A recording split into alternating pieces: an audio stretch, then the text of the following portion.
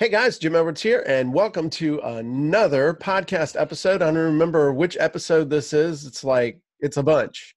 And Number 9. no, it's more 10. than 9. Have we It's like gone double 11. digits?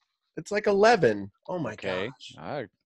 We'll find out. Anyway, We'll find out today. I'm Jim Edwards, along with, Stu Smith. and Stu was just showing me pictures of himself in his youth with his various hairstyles that he had, and it was rather impressive. You can check him out on a Facebook near you for Throwback Thursday. So what are we talking about today? We're talking about testing. Now, when I say testing, there's a lot of different things that come to mind for different people. So like when I say testing, Stu thinks of, okay, how many push-ups and pull-ups and sit-ups and how fast can I do a 500-meter swim and all kinds of other stuff. When That I would be say correct.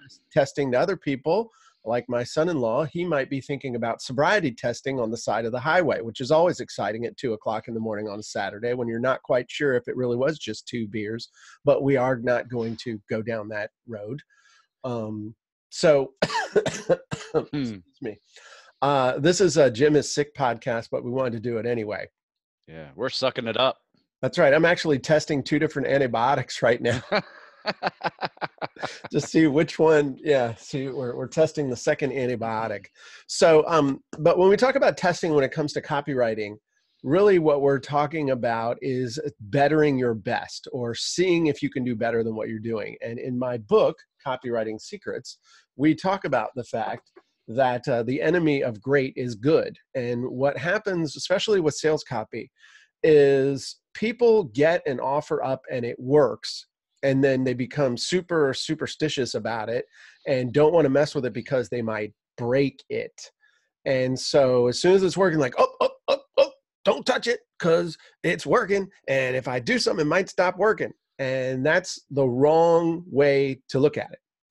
Because once you have an offer working, 999 times out of 1,000, you're never going to be at your optimal on the first try, meaning you can always get better. Just like when Stu failed his first PT test at the Naval Academy, he was able to test again and test again and test again and then became a PT stud. And then we see him where he is today, right?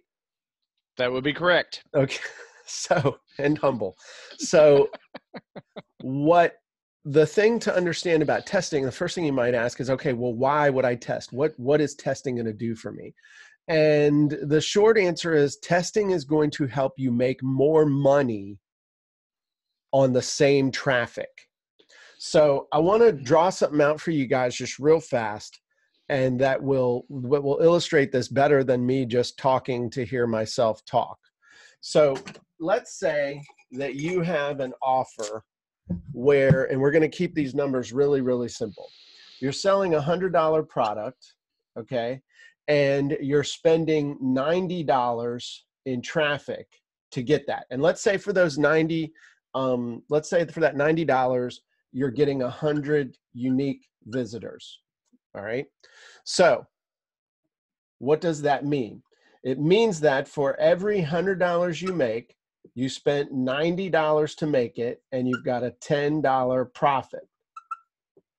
So for some people, that might be great, especially if you're in retail. And if you're online, you're like, man, that's not so bad. Now, let's say that you have a 1% conversion rate doing this. All right. Well, and I kind of assume that right here. So what that means is for every 100 visitors you get, you're making one sale, $100. You're spending $90 to get those 100. So your profit is $10.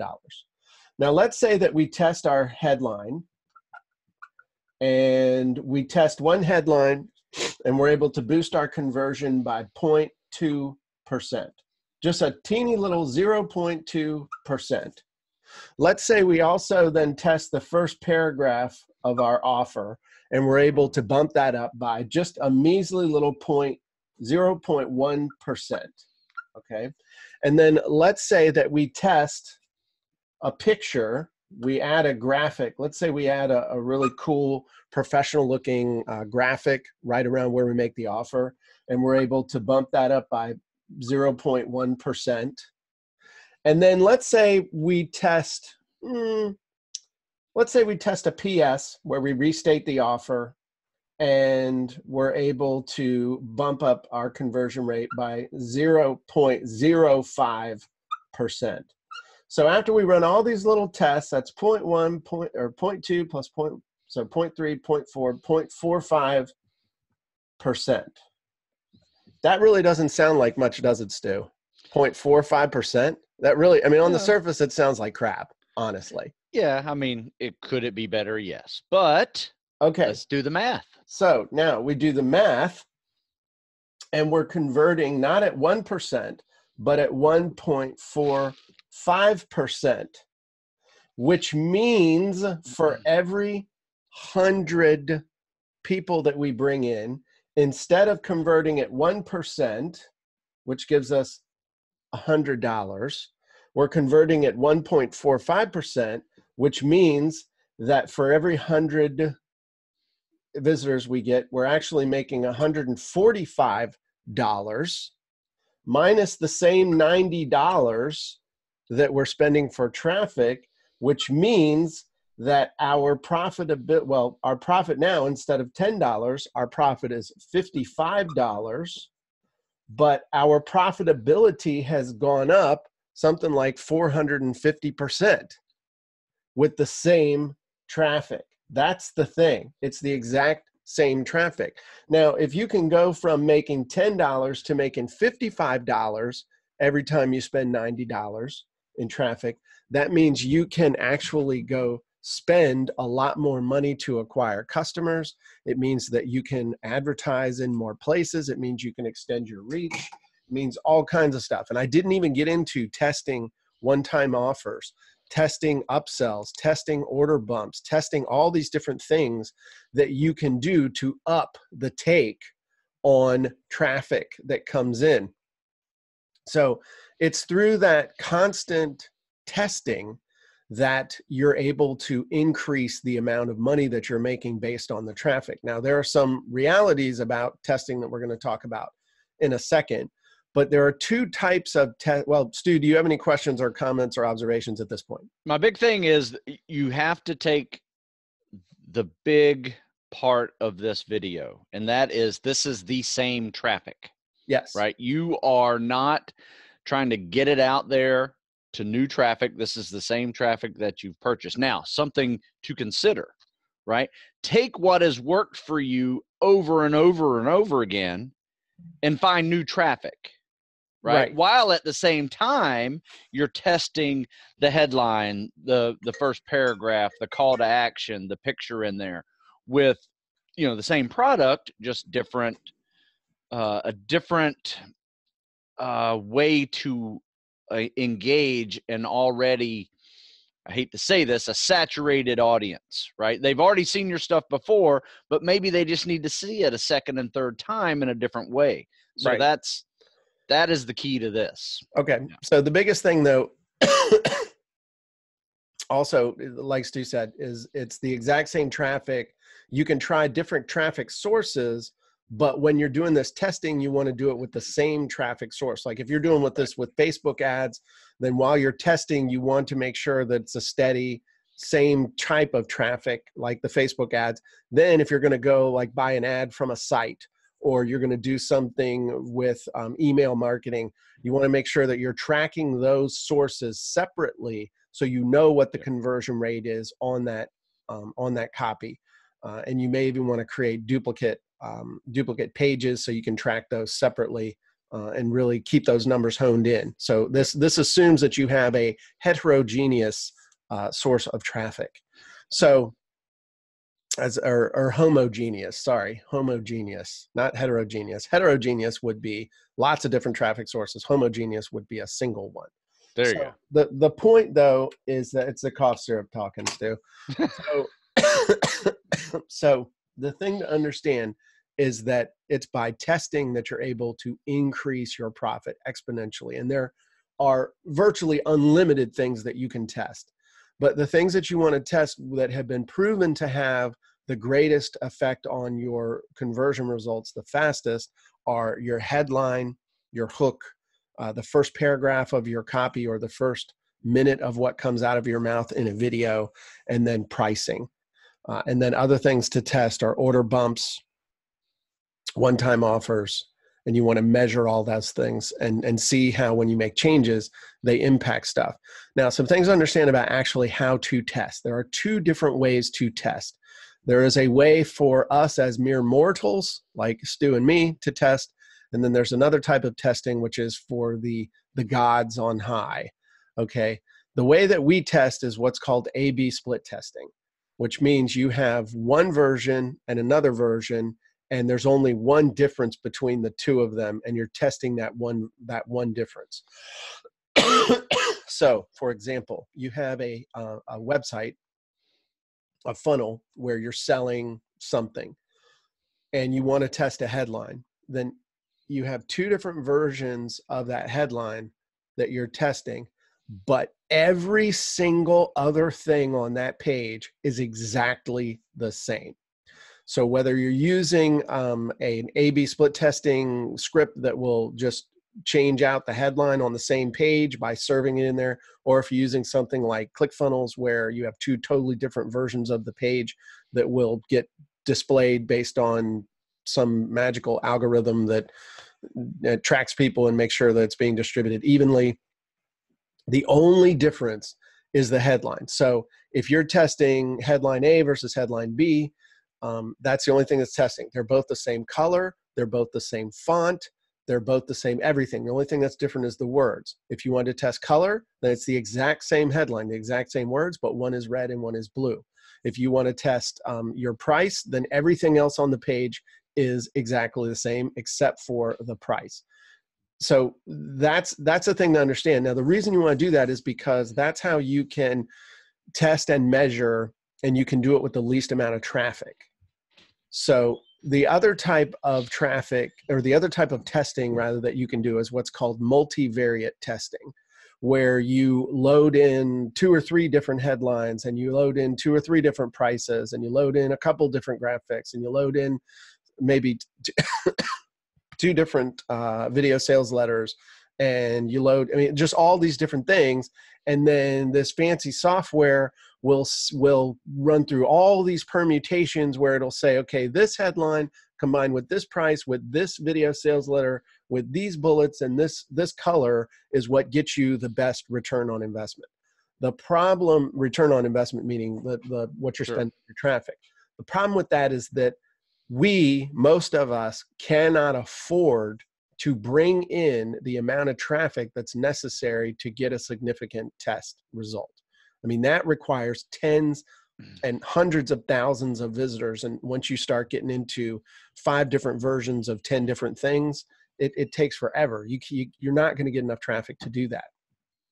Also, once you've got an offer that's working, you want to work on the points that are going to get you the best bang for your buck as far as getting results. It's kind of like with a PT test. Once you can pass the PT test and then you want to start working on maxing it, then you're going to do very specific things that are going to help you to max that PT test rather than going and doing jazzercise. That's not going to do it for you. Right. So, you got to get specific. Right. So that's the other thing with your copy. You're going to get specific, because we know that if you can get a headline to get more of the right people to stop, then the rest of the copy is going to do its job. So once you've got an offer that works, the number one thing you want to focus on is just keep maximizing that headline and working that headline in order to get more of the right people to stop, be pre-framed the right way so that they will buy. So that's the big thing you need to understand about testing. Why you want to do it, because you make more money with the same traffic. How do you test? You do A/B split testing. Then the next question is, okay, well, how long do you test something before it's the winner? And the winner is called the control. So the whole thing is you're trying to beat your control all the time. You're trying to beat the one that is the current winner. So when you do an A/B split test, if A is your current control, if B beats it, then B becomes the new A. That's the control. Yep. Then you have a new one. Here's the reality. There are, and I'm going to, full disclosure here, I got a D- in statistics in business school and got thrown out of business school. But when my money's on the line, all of a sudden my math skills are like A1. All right. No worries about that. Nice. So the thing you need to understand is that different people will give you different answers to this question. How long should I test? When is a significant, or when is a result good enough? And so my thing is always, I think in terms of 100 actions for me has always been pretty good. If I'm testing purchases, then I will try and get 100 purchases when I'm testing something, one against another. Okay. If I get 100 purchases total, and on one I get 60 purchases and the other version I get 40, it's pretty obvious that the one is there. If I get 51 on one and I get 49 on another, that's pretty much means they're pretty much even. All right. Even though this one had two more. Yeah, but when it's only 100 sales, they're pretty much even. On the flip side, if while you're doing a test, you have one version that's got 20 sales and you got another one that's got 0 sales, I don't need to wait until one has 100 sales and the other one still has 0 or 2 sales to know that this one's probably going to win. Does that make sense? Oh, absolutely. So, and that's more of kind of a common sense approach as well. So there's science to it and there's common sense stuff as well. There's other things with the long-term value of a customer and conversion. And when we're talking about purchases, it's different than we're talking about people just opting in versus people who opt in then turning into money.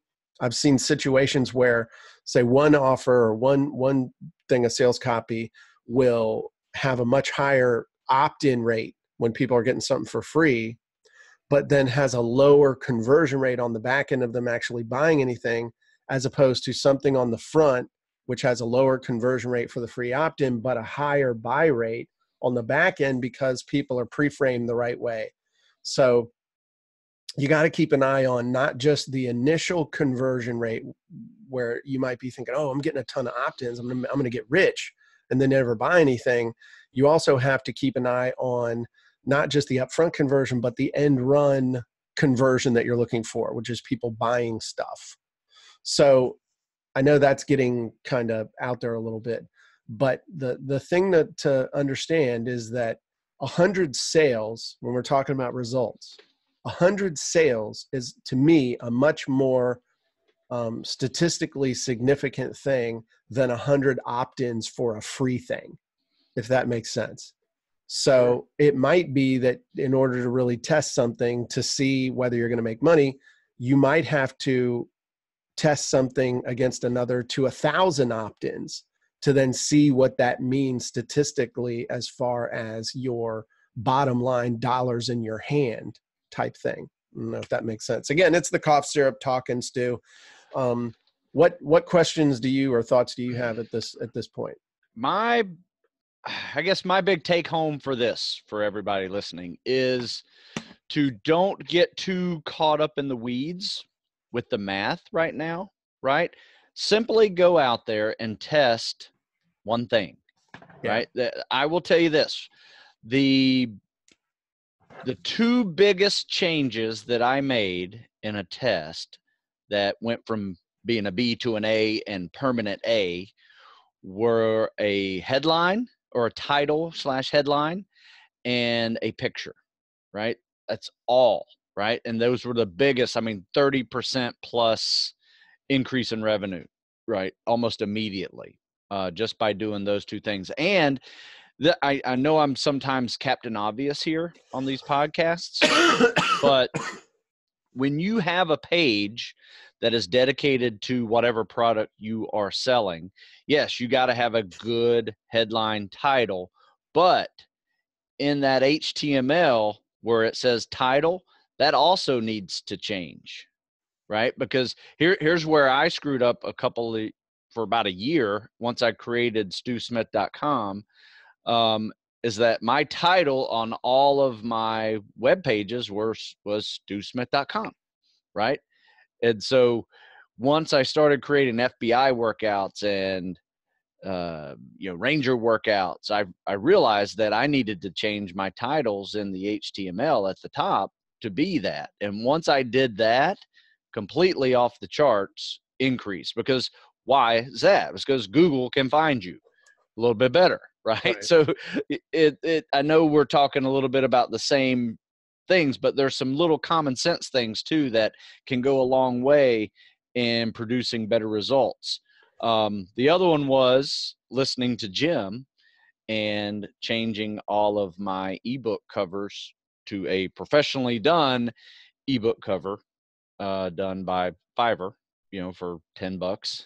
And that was, once again, off the chart increase in sales permanently, right? As a permanent growth curve. It wasn't just a spike, then came back down. It was up 30%, staying there, steadily growing, There right? you So go. that makes a big difference too. Awesome. Yeah. Well, the one last thing I want to tell you guys too, and that brings up a great point, what you just said there. I mean, there's tons and tons of stuff that you can test. I mean, there's not discounting what you said about the freaking meta title Yeah, can make a huge exactly. difference. That's we need to have the idea, the mindset of paying attention to minutia.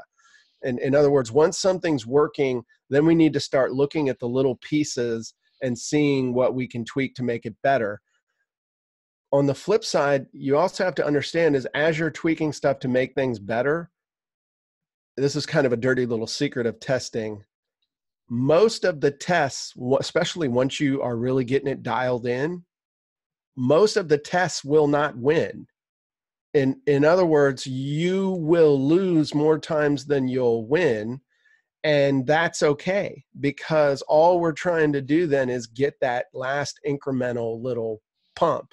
And then once you get it to the point where you can't beat it anymore, and you get bored, then you can make the choice of, hey, I want to stop testing this and I'll start working on other stuff. But there's always stuff to test. But just understand, and especially when people are doing things, they're just getting started, or when they have dialed it in a little bit, they start to get negative when you can't beat the test anymore. It's weird. It's like, oh, that's no good. Oh, that's no good. Oh, that's no good. And the thing you need to understand is that there's the thing that you think is going to be amazing usually sucks. And the thing that you think is just, why would anybody be interested, is going to be the giant killer. And so that's where you got to be super clinical about your testing, and you have to be really, with that, you need to leave your ego at the door when you're testing. Like, I had a situation with a I'll leave you with this. I had a situation with a headline for a product that I'd created that I thought was the most amazing headline ever. And I was making a few sales, and I was like, oh, I guess people aren't as interested in the products as I thought they would be. And then I said, well, let me test a different headline. And I pulled a headline from a video game magazine. It was the original headline was the Grand Theft Auto 5 Vice City secrets you're not supposed to know. And I put in there the ebook marketing secrets you're not supposed to know. And I used that headline, and it took off. And I was like, damn. So usually the headlines and stuff that are ego driven don't work as well. And I mean that on two levels. The one you think is amazing usually is not. And any headline that has to do with you personally and your ego really is not. When you think it's amazing because it's all about you, that's going to be the headline that's going to do the shittiest. Yeah. So just keep testing, keep trying to better your best, trying to beat that personal record. It's like a run or push-ups. You may set up a personal record for push-ups one day, and you might go a year before you can even equal that again, because you just had that magical amount of sleep and nutrition and motivation and everything, and you aced that one test, and then you're like, oh, that's my new normal, and then you're trying to beat it, and you can't do it for another year. But does that mean you should stop training? Does that mean you should stop working out? No. And that doesn't mean you shouldn't keep testing and looking for ways to better your best. So that's what I have to say about testing and why testing is important. You don't have to make it super complicated. It doesn't have to be a real onerous thing. You can make it fun. You make it a game. You make it something where every week you're running a test, What am I going to test today? What am I going to test? Because the worst thing it's going to do is it's going to show you that, okay, compared to this, I'm doing well. Let me try and beat it again. And the best that it will do is help you make a crap ton more money. And I don't know anybody who doesn't like making a crap ton more money without spending any more money to do it. Yeah, you know what? Funny you said about the ego driven. I had this one that I was really fired up about, and it was the common sense approach to acing your PT test, right? Uh-huh. And that's exactly what people thought of it. But when I said the top 3 mistakes people make in their PT test, completely different animal, right? Everybody wants to do it. Yeah. Yeah. Everybody wants to pay attention. That's why the dirty little secret, the dirty little secret of how to pass your PT test, even if you haven't trained in the last 6 months. Here's the dirty little secrets, Tubby. You better get your ass out in that road right now while you're reading this article. Anyway, cool. Well, thank you, Stu. I appreciate you. And everybody, I apologize for the coughing. If you're listening to this, we're actually going to be doing something pretty cool here with, we'll let you guys know more about it in the not too distant future. But if you are getting a bunch of traffic to your website and you would like my help in doing some testing, we're actually going to be doing that, and it won't cost you anything to be able to be a part of that. So ask yourself a question. Hey, I'm getting some cool traffic and I've got an offer that's working and Jim Edwards would help me test it. Holy crap. I want to know more. So keep your eyes peeled for more details in the future. Yep. We'll let you know. That's right. So everybody have a great day and we'll talk to you soon. Oh, and if you're not a member of the Facebook group, the Sales Copywriting Content Marketing Hacks Facebook group, you are wrong. And you need to be in there now. You can sign up for that at thejimedwardsmethod.com/group. So I'm Jim Edwards. Have a great day.